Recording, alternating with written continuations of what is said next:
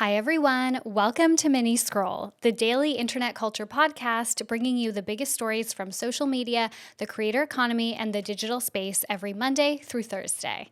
I'm your host, Lauren Meisner, the founder of the youth digital media brand Centennial World. Welcome back to week 2 of Mini Scroll. I am so excited to be here, you guys.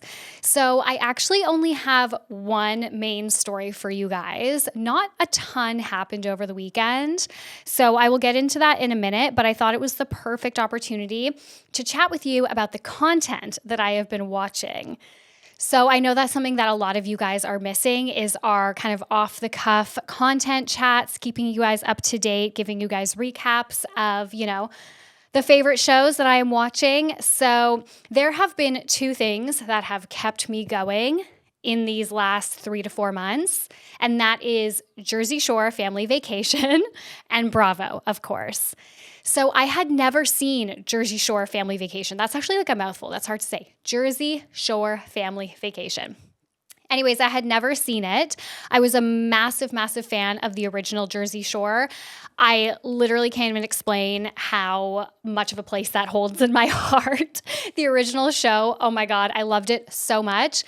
My friends and I, when we were in first year university, because that's when it came out for me, I was in first year university is when season 1 aired, and we would watch it. It would come out on Thursday nights. So we would all go. We were living in residence in dorms at the time at university, and we would go to like the shared TV room on one of our floors, and we would all watch it while pre-drinking for the bar. And like, as you can imagine, watching Jersey Shore, especially season 1, when they're not famous and they're just fucking going for it as your pre-drink, like the thing to get you hyped for the bar, like nothing was better. Nothing was better.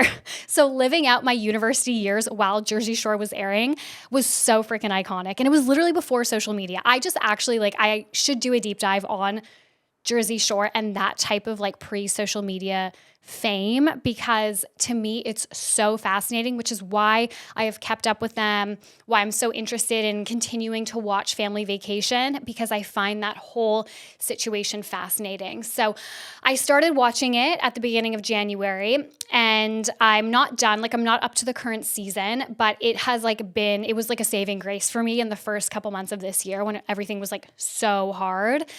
I just dove in head first. I was like, I know this is so scripted. I know this is so overproduced. I know this is so stupid, but I'm just going to lean in. Amazing. The one thing I will say is I'm really upset about the addition of Angelina, only because at first I was not on board at all. And I was like, this is so forced. This is so fake. And then I got on board with her as the group started welcoming her, and I started to see nice little fun tidbits of her personality, and I started to like her. And now with her whole wedding thing and the speech, I'm just I can't. If you guys have watched it, the girls gave Snooki, JWoww, and Dina gave a speech at Angelina's wedding. Yes, the speech was very off. It was so inappropriate. I agree that it was not something that should have been said at a wedding. But her reaction to it and kind of her subsequent social media behavior post that speech was so toxic. And I was like, damn it, this is taking us back so far. So I will say the addition of Angelina, while it's been good in the sense of drama, I don't think it was necessarily needed. I am more down to see the group all together, and then also to see kind of their individual lives and how they navigate this kind of post-Jersey Shore era, what they're all doing with their families, with their careers. That's what I'm most interested in. And I have heard that the more recent seasons get into that, but I haven't personally seen those yet. So anyways, I think it's a good watch if you guys have that nostalgia bug for Jersey Shore. Okay, and the next thing that I wanted to talk about was Summer House. I know we're kind of in a Housewives dry spell right now, so obviously I watched all of Miami and all of that stuff, but I'm not going to recap that because it's not ongoing. Summer House. Best season of Summer House I think we've seen in a very long time, if ever. I think what I love so much about this season is, aside from the Lindsay and Carl stuff and some of the Kyle Amanda stuff, but we always have a little bit of Kyle Amanda drama, aside from Carl and Lindsay and the heaviness around their wedding and Lindsay questioning Carl's sobriety and all of that, you can tell that the group, they've just nailed the group. They're all having the best time. This is the most fun I think we've ever seen them have on Summer House, as a collective. possibly ever. You can tell that the cast is just having so much fun. They're not taking themselves too seriously. The group has a lot of positivity going on. The energy is just really good. And of course, I am the biggest West and Sierra fan ever. I know that this week he copped a bit of backlash because of what he said about like wanting to have fun this summer. So if Sierra's not going to sleep with him, then he might not continue things with her. That's paraphrasing. I don't exactly remember what he said, but I know that some people are kind of like, oh, this is the bad side of West that we anticipated would come out. Because of course, when you see any man on Bravo, you think immediately, I love you, but what am I going to find out about you? Like, I'm going to be let down. The bar is so low. It is literally like on the floor for men on Bravo. But I don't think that was like the worst thing that he could have said. I kind of understand what he meant by that. I think he was kind of saying like he didn't anticipate to come in and like start to like someone basically on Summer House. And he did come into the season, and he can't say this, like he can't break the fourth wall in that way in interviews, but he was like, I think how I interpreted it is he was saying like, I came into the season expecting to, have a lot of fun, and they throw all these parties and they go partying in the Hamptons and like, sleeping with girls and hooking up and having a good time like that. Like that's the party summer vibe that he expected to have. So like he's okay with now having a crush on Sierra and being into this, but he still wants to have that kind of energy this summer. So he would like to know if they are going to progress or not, essentially. But yes, Carl and Lindsay, I don't know. I mean, we know they don't get married, and it's clearly for the best. Like, this season is actually so difficult to watch. And you guys know, I have been on the train of Carl and Lindsay do not make sense. I do not like this relationship since the beginning. And I know I also have more of a soft spot for Carl than I do for Lindsay, and I still do for sure in this season, in the sense of like, he has worked so hard to maintain his sobriety. I believe he has changed a lot as a person since becoming sober. I know he was like a really horrible guy prior to that, but I think post sobriety, he is a much better person, he's just like a more decent guy. But Lindsay constantly questioning his sobriety when, she gets too drunk and angry. But then I can also see the flip side of it, where it's like their relationship is obviously not in a great place. They're about to get married. She's clearly very stressed. And I think that stress manifests and comes out when she is drinking, and she takes it out on him instead of being able to like properly articulate things to him sober and have an actual conversation about like where they stand and if they should actually be getting married. So it's a freaking disaster to watch. I feel bad for both of them. I do. All the casts were doing interviews this year saying, just wait, you will see their relationship break down. You will see that it was not unexpected for Lindsay, and you will see why he chose to do it on camera.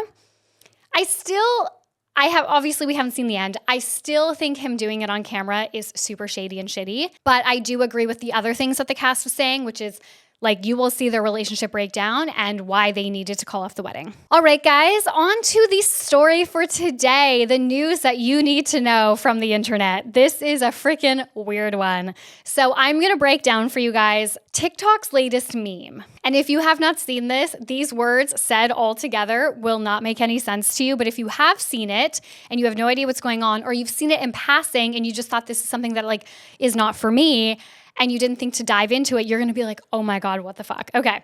So I'm going to be breaking down the latest meme, which is all about high quality industrial grade glycine from Donghua Jinlong. Okay, so there is this new TikTok trend right now where people are making like parody ads and joke videos discussing high quality industrial grade glycine from Donghua Jinlong. Donghua Jinlong is a Chinese company that has a chemical factory that produces industrial-grade glycine. Their TikTok account at Donghua Jinlong began posting ads for their company on December 3rd, 2023. The videos feature AI voiceovers describing the factory, its location, the quality of their glycine, their certifications, and the standards that their glycine complies to. They also regularly reference that the company has been around since 1979 and that they have more than 40 years in the business. Okay, so where this all turned into a meme and how this has popped off, and now you might see this in your feed and you might recognize it, is that TikTok user at Gangsta Sportovic posted 2 videos on March 31st parroting Donghua Jinlong's glycine videos. Both videos featured AI voices. One had Dasha from the Red Scare podcast, and the other featured Nick Mullen from the Cumtown podcast. And from there, it snowballed. So these videos got a lot of views and people thought they were so bizarre, especially if you had not seen any of this in your feed. You're like, what the fuck? So the way that I was introduced to this meme was, I think it was Friday. I was scrolling and I got a TikTok from this person sitting in their car and they said something like, you bitches think that the only place to get your high quality industrial grade glycine is from Donghua Jinlong. But really, blah, blah, blah, blah, blah, and like kept going. And I was like, what is this mashup of words? Like, what is happening? What side of TikTok have I ended up on? And I just figured that I had ended up on some type of like really niche manufacturing side of TikTok, which I guess technically this is, but it's become mainstream because it's so obscure. And so people are making fun of how crazy it is that this manufacturing company is like promoting its chemical glycine to us. And I find this a really interesting like marketing case study because on one hand, it does exactly what every company would want to do on TikTok, which is like they start posting videos and then consumers create content off the back of that and it blows the company up. It blows this moment up for them. And everybody's like making parody videos and joining in on the joke. And it's actually just like, it's honestly this amazing viral moment to see for this company.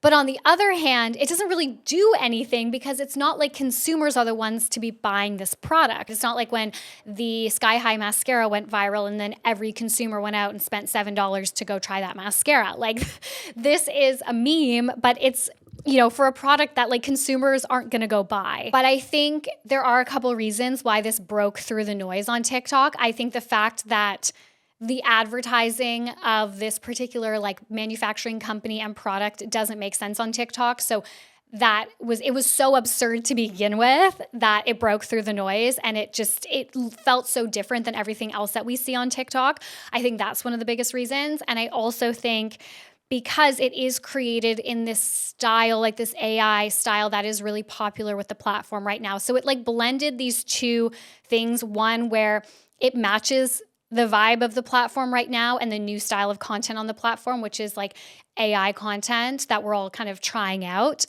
And it's so absurd that it was like this perfect blend. And people just thought this is the funniest joke ever. So now if you guys go on your For You page and you type in industrial grade glycine, you will find these videos. Go have a scroll, watch them. They're so freaking funny.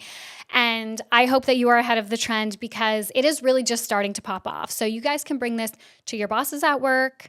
You guys can bring this, I don't know, to your friends and say, have you guys heard about this? Because it is the latest meme to pop off, but I feel it will be fleeting. Like it will literally die in just a couple days. So jump on it if you want to.